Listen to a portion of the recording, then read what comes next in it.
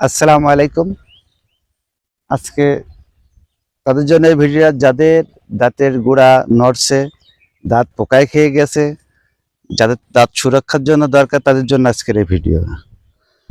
আমার হাতে যে উদ্ভিদটা দেখছেন, এই উদ্ভিদটার নাম হচ্ছে কাল কাসিন্দ।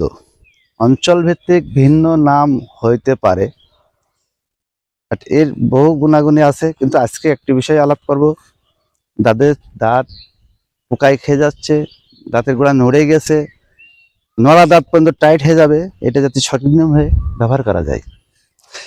কাল ক্যাসেন্দারে গোড়া থেকে মূল উঠায়ে পানিতে ধুয়ে সুন্দর করে যে দাঁতের গোড়ায় ক্ষত দাঁতের গোড়ায় দিয়ে রাখবেন, থেতো করে দাঁতের গোড়ায় দিয়ে রাখবেন, অথবা দাঁত দিয়ে চাবি ওখানে রেখে দেবেন। দেখবেন ইনশাল্লাহ কয়েকদিনের ভিতরে দিলে আপনার দাঁত নড়া বন্ধ হয়ে গেছে, দাঁত যন্ত্রণা আর করবে না ইনশাল্লাহ, দাঁত ভালো হয়ে যাবে। আর আমাদের পাশে থাকতে চ্যানেলটি সাবস্ক্রাইব, ফলো দিয়ে রাখুন। আসসালামু আলাইকুম।